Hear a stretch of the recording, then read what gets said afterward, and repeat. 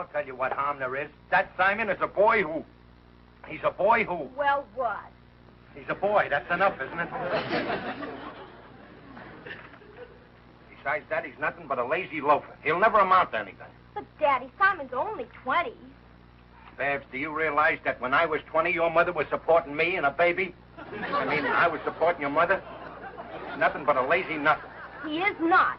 He's in business for himself. He sells bubble gum. Fine business, a mouth-to-mouth salesman. Now, please, let's cut the tail of the discussion. All right, but you're just not fair. I don't have to be fair. I'm your father. Charlie, I don't want to get into this battle, but why don't you think it over? Simon seems like a nice boy, and he acts like a gentleman. Mother's right. Simon's not like all the other boys. He never tries to kiss a girl. On top of everything else, he's a dope, too. The main thing is I don't like his face. Well, every man can't be good looking. You ought to know that. All right, so I happen to be one of the lucky ones. There's just something about his face.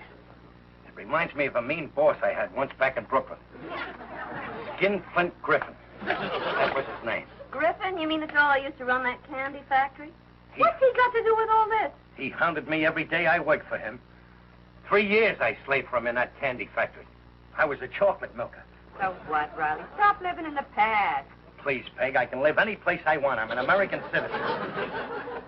I never told you why he fired me. But what's all this got to do with Simon? He framed me. He accused me of drilling holes in 5 pounds of cherry chocolates and sucking the syrup out with a straw. Get it. And then I tried to get a job in a licorice factory. But he called him up and blackballed me. I still don't see why I can't invite Simon over to my home for a purely intellectual evening. I told you, Babs. Every time I look at that Simon, I think of Griffin. And every time I think of Griffin, I get mad at Simon. So don't ever let me catch him around this house. But jeepers, Daddy, you don't have to look at him. That's final. My head is made up.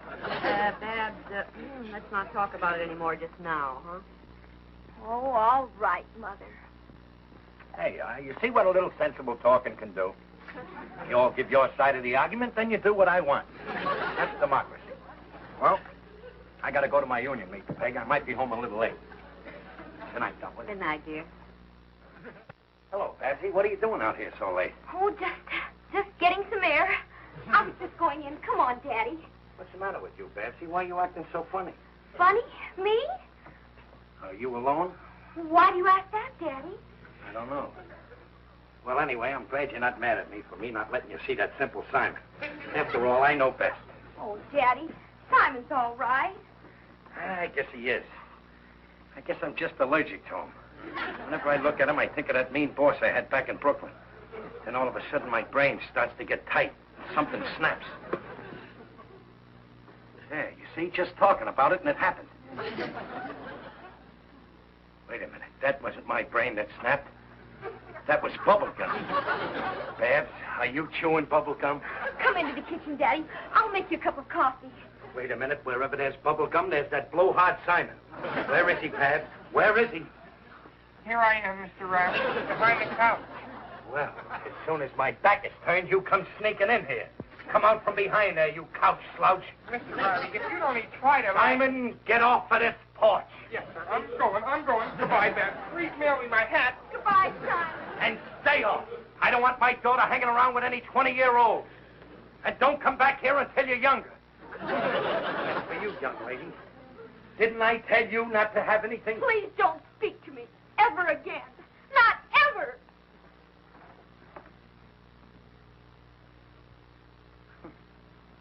I wonder what could have brought that on. I ought to go in there and give her a good piece of my mind.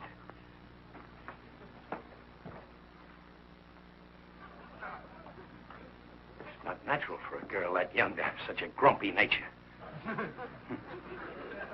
I'd like to see them stop me from going in there.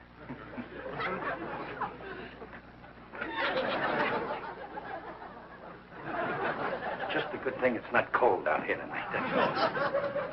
Juvenile adolescence. Hiya, Riley. Oh, hiya. Was just out in the backyard getting these here logs for my fireplace. Eucalyptus logs. They don't burn nearly as good as oak. I know, but I ain't got no choice. All you got in your backyard is eucalyptus. My logs. You certainly got a nerve helping yourself to my logs. Relax, Riley. We're next door neighbors, ain't we? You ain't gonna begrudge me making a little fire with your wood. I don't begrudge you smelling my smoke. Oh, yeah, I guess I was a little hasty. I apologize. Apologies acceptable. Next time, watch yourself. After all, it ain't everybody who come over and keep company with you when you're locked out of your own house. I am not locked out. I'm out here because I want to be. And I can go in there anytime I want to. And what'll you find? A couple of mad women. It ain't fair, Riley. You spend the best years of your life slaving for them. And in return, what do you get? Hatred. Oh, you don't know what you're talking about. My wife and daughter love me. Not after tonight. And I don't blame them. You should never have done what you just done. You mean throwing that Simon off this porch? Go on.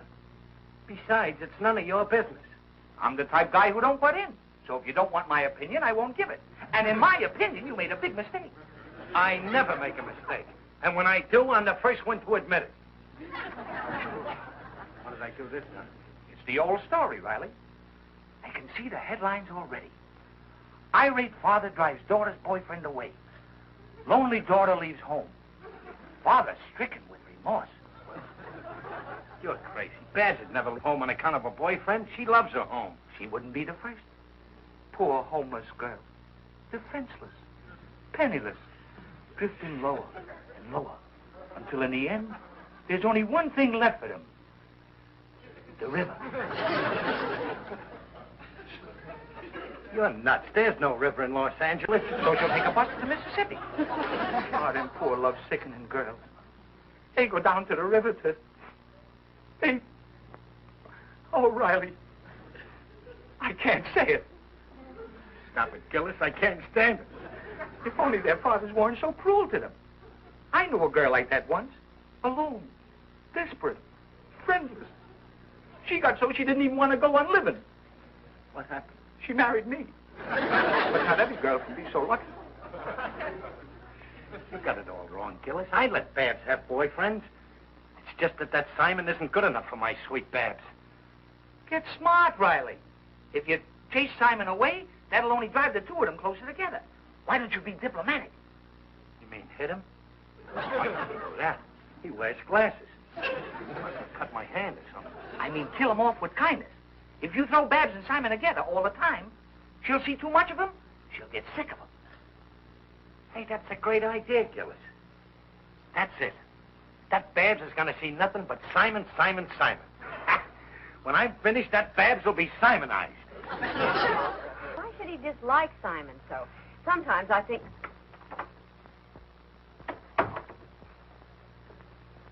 Hello, Dumplin'. Hello, Babsy. Where is that sweet darling Simon? Don't tell me he's gone. You know very well he's gone. You made him go. I made him go. Now, what gave you that idea? Riley, don't try to deny it. Bab told me what happened. Your exact words were, Simon, get off of this porch. And that's why he left? Sweet boy is oversensitive. We must have him here again sometime. I love that boy like my own son. Riley, what are you up to this time? You loved Simon since when? Now, Peg, just because you don't like the boy, don't make me a party to it. Huh? I'm the type father that don't butt in, as Babs very well knows. Well, I never. Daddy, you mean Simon can actually come here in the future? Who's talking about the future? I want him here tomorrow night for supper. I'll invite him here myself. Hand me the phone. What's the little angel's phone number? Have another carrot, Simon darling. Well, okay, sir. Thank you kindly. They're very good for the eyes. Help you see in the dark when you take out bags. Daddy. Gee, Mr. Riley, it was wonderful of you to invite me. Well, that's the way I am, Simon. Wonderful. I want you to feel that this house is your home. I might even give you a key. Oh, gee, that's swell, Mr. Riley. Simon, Mr. Riley isn't really serious about the key, you know. Oh, I guess that would be going a little too far. Why not just leave the front door open? Gosh, Barbara, and you thought your father didn't like me. Well, Daddy's hard to understand sometimes. Not like you, Simon. Why, I love you. You're ambitious. You're starting small, but before long you'll be making your own chewing gum. Then the name of Vanderhopper will be on the tip of everybody's tongue. I agree with you, sir. I have no doubt that I will be a fantastic success. But I was thinking of changing my name for business reasons. Vanderhopper is too long. Well, a short name is no guarantee for success, or else my father would have been a millionaire. Whenever he wrote his name, he made an X. Originally, our family name was much longer. It was Vander Griffinhopper. Well, that is a long name, Vander Griffin. Vander Griffinhopper. Daddy, please pass the olive. You see, there were 3 brothers. My father changed his name to Vanderhopper. Another brother called himself Hopper, and the 3rd brother called himself Griffin. Griffin? Yes, sir. He's in the candy business in Brooklyn. Riley, he's off the olive. You were saying, son, he's in the candy business? Simon, have you seen any good movies lately? Let's go see one now. Huh? I bet he's a nice fella, this Uncle Griffin. Oh, you'd love him. He tells the funniest stories. Once he discovered all the cherry chocolates in the place had holes drilled in them, and someone had sucked out the syrup. Simon, let's go to the movies right away. Before dinner, well, what's playing? You were saying someone sucked the syrup out? Did he tell you who? Oh, he said it was some big baboon that was working for him. My uncle said you could use this fellow as a blueprint if you wanted to build an idiot. Simon, get out of this house. Daddy, please. Ronnie, did I say... Simon, get out of this house. But why? You said you loved me. The honeymoon is over. Get out. I'm going. An hour after Riley threw Simon out, Babs slipped quietly out of the house, carrying a suitcase. Simon was waiting, breathless with excitement. Together, they rushed off into the darkness. And now, here they are. The man calm, yet with a certain light in his eye. The woman tormented by what she's about to do. Oh, Simon, I'm sorry I let you talk me into this. If Daddy finds out, he'll be furious. I don't care. I'm willing to take my chances because I love you. Simon, not so loud. Someone will hear you. Let the whole world hear me. I'll shout it at the top of my voice. I love you madly. What do we do now? We go in. See the sign? Come on, Barbara. Do you think he'll do it? Well, sure, he's going to get paid for it, isn't he? He's coming. Good evening, Judge. My name is Simon Vander. Well, a handsome young man, blushing young woman, and a little suitcase. I know what that means. Oh, no, you don't understand. We don't want to get married. You don't? Oh, but I thought, when I saw the suitcase... Oh, that's full of samples of our greeting cards and wedding announcements. We're selling them. Here's my peddler's license. Well, but why do you come to me? Well, we thought since you marry so many couples... And they'd want to tell their friends about it, and we thought maybe you'd like to be our agent and take orders on commission. Well, I always like to make an extra buck. That is, help the young people along. Come right into the parlor. Thank you, Judge. But, Riley, you're so unreasonable. You can't just throw a boy out of the house like that. Quiet, please. We're playing this game for 10 cents. I move. Simply because you don't think he's good enough for your daughter. Your father threw me out like that, didn't he? He didn't think I was good enough for you, did he? But in the end, I married you anyway, so what does that prove? That proves that sometimes a father is right. I don't mean your father, I mean... I don't want to discuss it. Now, who can that be? Oh, good evening. Come in. Who is it, Peg? Your friend, Mr. Odell. Did I indeed? Digby Odell, the friendly undertaker. Thank you, Calendar. Have a happy year. Thanks. You're looking fine. Very natural. Park the body digger. You got the right guy for it. It feels good to sit down. I've covered a lot of ground today. Aha. My move. I'm thinking of taking in a partner. Sometimes the load gets too heavy for one man to carry. Learn to relax during work, digger. Take a few minutes out. Stretch out someplace. Oh, I don't dare. You see, I have a nearsighted assistant. I see what you mean. My move. Wait. Didn't you just move? Oh, Riley, that was a while back. Sorry, I guess I got some things on my head. What's troubling you, dear friend? Being a father's no cinch, Digger. I got trouble, and it'll never end. Oh, yes, it will. You can take my word for that. But I assure you, being a father is certainly a problem. Take my daughter. I don't know, somehow boys never call on her. They never come to our house. You'd think we had a skeleton in our closet. I don't have that kind of headache with my daughter. My move. Guess I'm a little off my game tonight. Babs has got plenty of boyfriends. I just don't want her to have them. Now she's sore at me. She's in her room, sulking right now. If Babs is in her room, then she must be twins, because I just saw her on the boulevard, walking with a young man. She's out with a man? What did he look like? I couldn't see him very clearly, but as they approached me, I heard him exclaim in a loud voice, "Barbara, I love you, madman," and cracked his knuckles with a loud pop.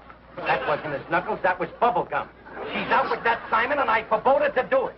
I don't blame you. This Simon is certainly no gentleman, letting Babs carry that heavy suitcase. That's just like him, letting Babs carry it. What is Babs doing out with a man in a suitcase? Figure they can't be. Hey, don't you get it, Riley? They're all open.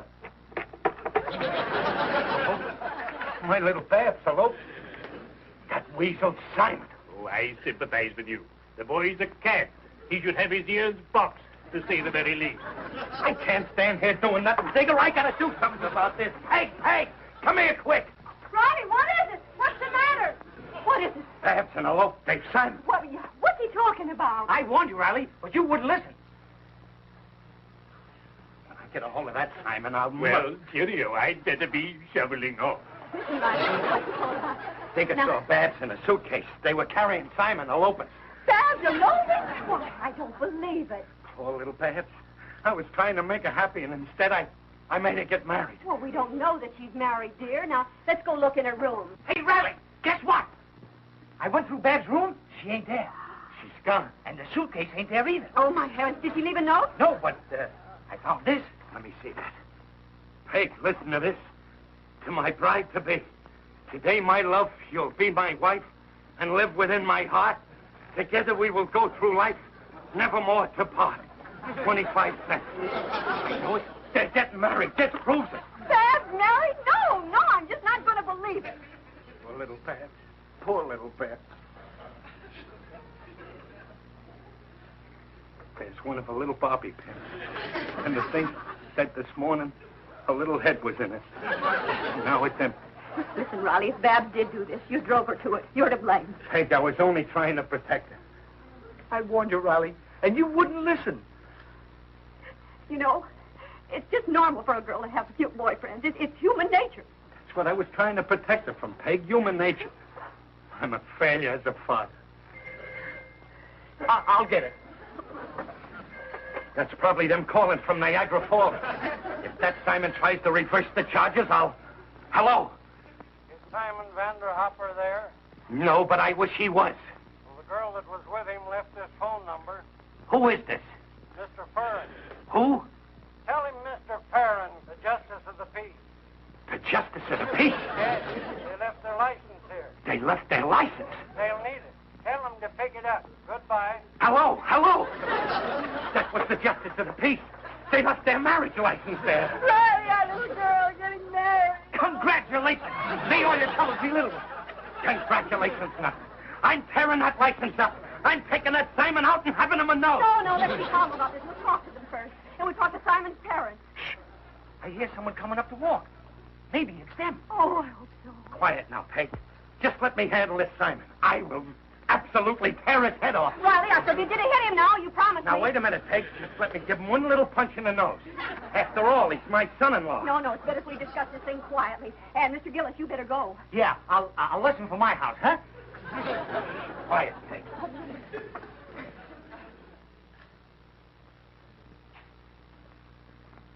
Gee, Barbara, I hope your father isn't home. I don't think anybody's home. The lights are all off.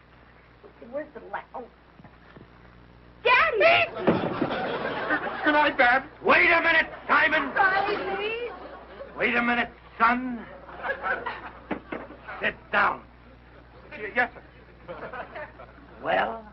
Daddy, Simon and I did something tonight. Now, please don't get upset, but we went and... I know what you did. I just read this card, and I just spoke to the justice of the peace. Simon, he knows. Mr. Riley, you're not angry. Just till Christmas. What? Till Christmas, nothing doing. I'm calling it off now. Oh, we can't call it off. We already ordered the baby announcement. The baby? Oh, my heavens! Yes, sir. I don't let the grass grow under my feet. What do you mean, the baby announcement? You were just married. Married? Mary, who? Daddy, what are you talking about?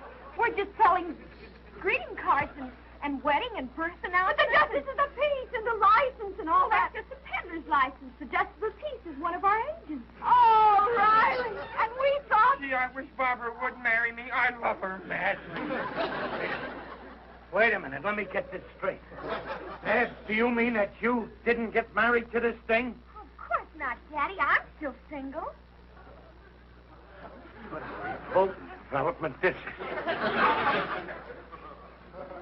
Simon? I know. Get out of this house.